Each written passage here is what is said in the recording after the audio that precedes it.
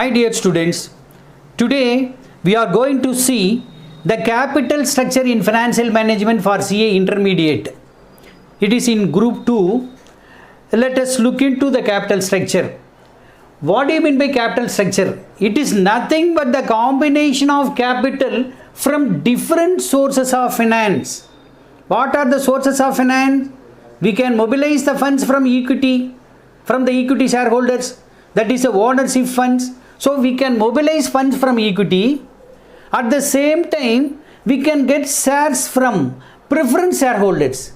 The preference shareholders, there is a slight difference between the equity shareholders and preference shareholders is that the preference shareholders is not having the right of voting, but they are having the preference to be settled for the dividend at the priority level. The first preference is to be given for the preference shareholders. Apart from that, we can mobilize the long-term debt either from bank or outsiders. So these are the mode, these are the sources of finance in terms of capital. So the capital can be mobilized from equity and then debt and then preference shares.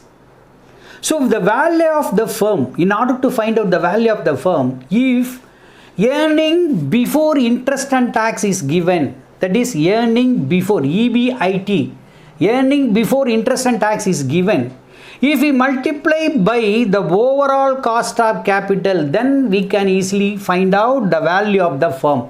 So the value of the firm equal to EBIT by overall cost of capital or weighted average cost of capital, WACC. Okay sir, what do you mean by the cost of capital, overall cost of capital? Cost of capital means the cost of capital, KO refers to cost of capital, overall cost of capital. That means there are two types of finance. The one is debt and another is equity. So the cost of debt into weight of debt plus cost of equity into weight of equity.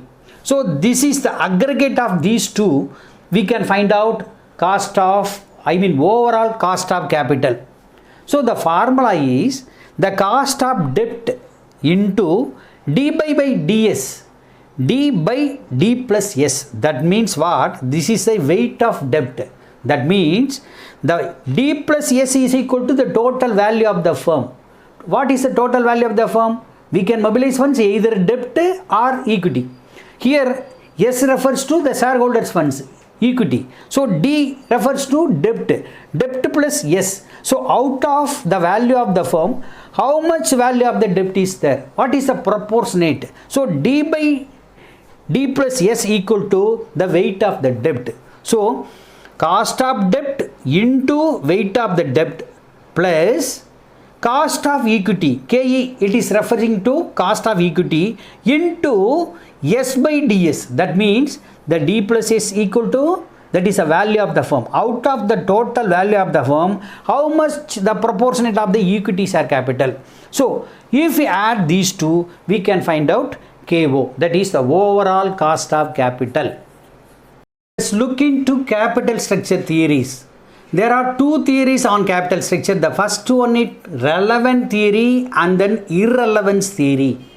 The relevance theory, it is further classified into three categories. The first one is net income approach, and then traditional approach, and then approach with tax 1963.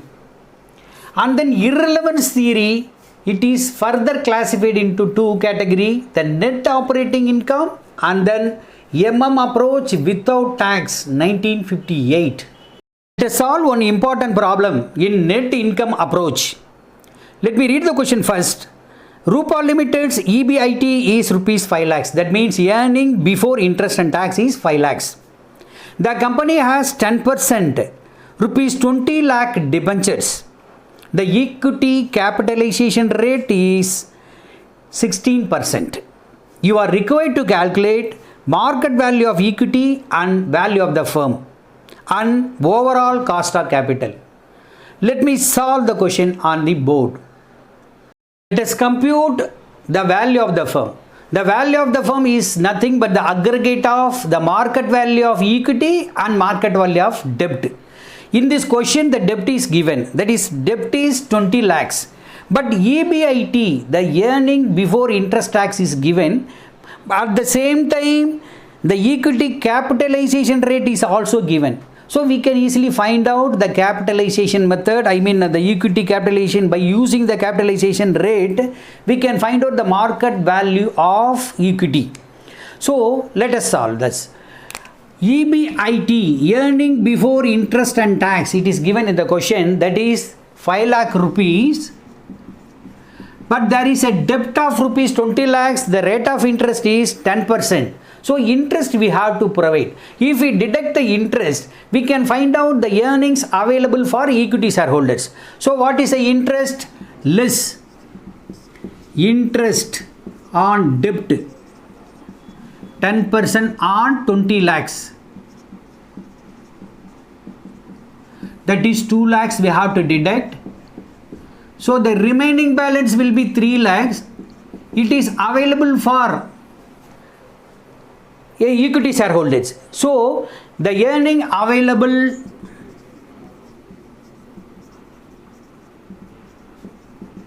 for equity shareholders rupees 3 lakhs.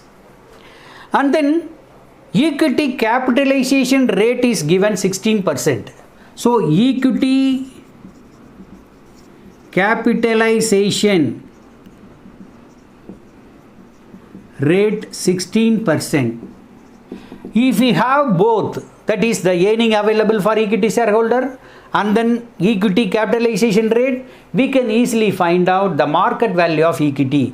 So the market value of equity, it refers to S equal to the total earnings available for equity shareholders 3 lakhs divided by 16%, that is 16 divided by 16 into 100.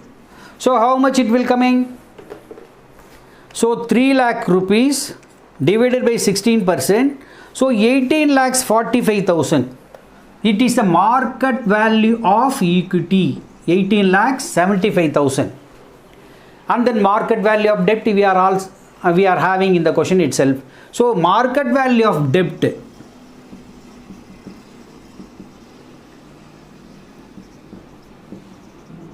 that is D, it is 20 lakhs. If we add the both, that means equity and then debt, so that is the value of the firm. So the value of the firm is 38 lakhs 75,000. And then one more question is asked, you have to find out the overall cost of capital.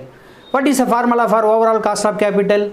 EBIT divided by value of the firm into 100. So the overall cost of capital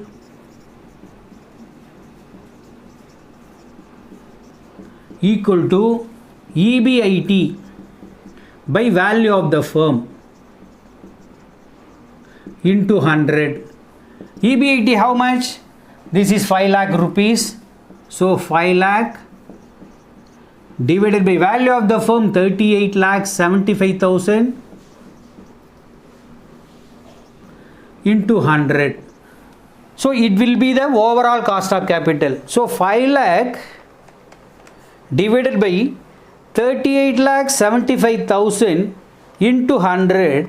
So 12.90% will be the overall cost of capital. So 12.90%. Understand?